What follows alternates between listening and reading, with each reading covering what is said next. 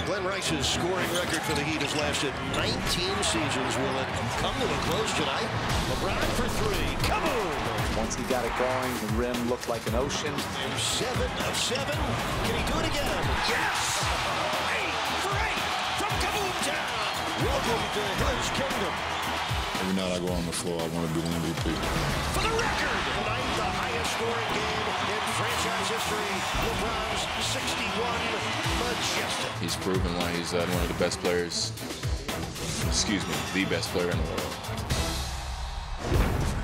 And that's just a little of what's in Charlotte's memory banks. On paper, nothing about this looks good for Charlotte.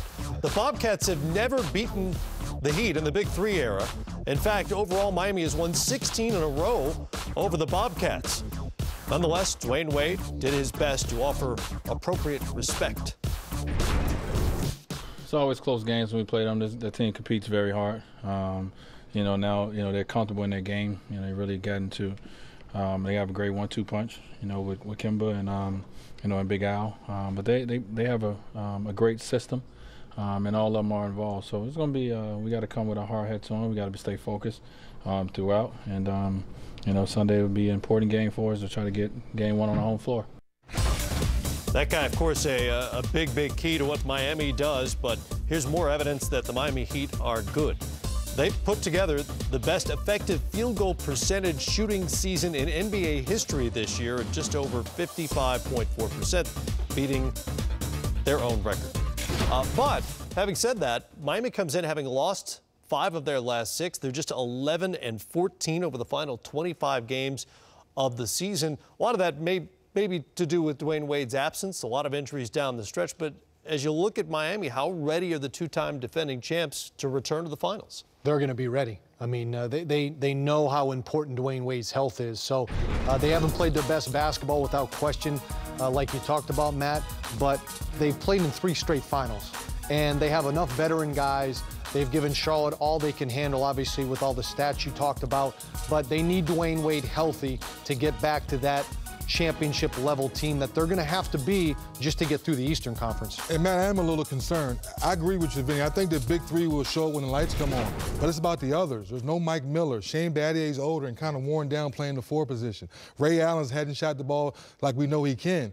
Michael Beasley, that experiment hasn't worked. He's disappeared. He disappeared. Greg Oden, it hadn't really worked. So who's going to step up? We know the stars are going to set the table, but who's ready to eat and finish the meal with the role players for the Miami Heat? Vinny, as a coach, I'm curious to get your thoughts on this. The way Eric Spoelstra has tinkered with his bench over the last few weeks of the season, is that an alarming sign for you? He's trying to figure it out right now, who he can go to, who he trusts coming into these big games.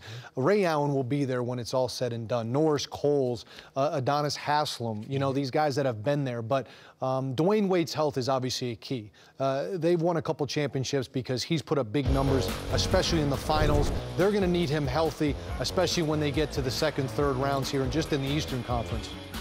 LeBron James is a Superman-like figure in the NBA. He rarely misses time, rarely suffers any sort of serious injury, and even the nagging ones he seems to be able to play through. But 3 straight finals now, extended playoffs, some international stuff thrown in there as well. And with all the time that Wade has been absent, how much is he feeling that right He's still, no question he's feeling, Matt. We love his game, and he's the best player in the planet, but he's still a human being. That body starts to wear down. With that being said, I look for him to jump on the Bobcats early. The Bobcats have never won a playoff game. So if you jump on them and take the life out of them at home and then get on the road and take game 3, now you probably win the series. So I look for LeBron to really put his imprint on this series early to let Bobcats know you don't have a chance of winning. I'm going to be curious to see how Miami locks in defensively, because if they can lock in defensively, get some steals, and now you're in the open court against Miami, there's a lot of problems for Charlotte. Time for some key matchup insight from SAP. In this case, a closer look at the torture chamber LeBron has subjected Michael Kidd Gilchrist to. The numbers when MKG is guarded LBJ are skewed pretty dramatically toward the King. Mouse in the house. First thing that comes to mind for me, because it's too big, too strong, and too smart, Vinny. Experience, size, and just the overall presence of LeBron obviously gives everybody problems, but they're going to have to do a better job if they want to stay in this series with those numbers. So Kidd Gilchrist and the Bobcats have that to look forward to, starting on Sunday, 3:30 Eastern Time on ABC. What a terrific matchup. Two teams with championship pedigree. Parker on the drive, nearly lost it, still dribbling. Parker with 2 to shoot. Just gets it off in time, and he banks it in. Oh, what a block from James. Oh, my goodness. It's up the 3, puts it in. Danny Green does it again. Now has an NBA Finals record. Ray Allen has reached the corner. Bang! Green blocked by Moss. Game over. The Miami Heat not ready for their season to end tonight. Duncan comes to the rim and blocks it. What a play by Tim. Now LeBron. Gonna have to hurry up. Turns the corner. Gets bumped. His jump shot. Got it, LeBron! The Miami Heat have won the 2013 NBA title.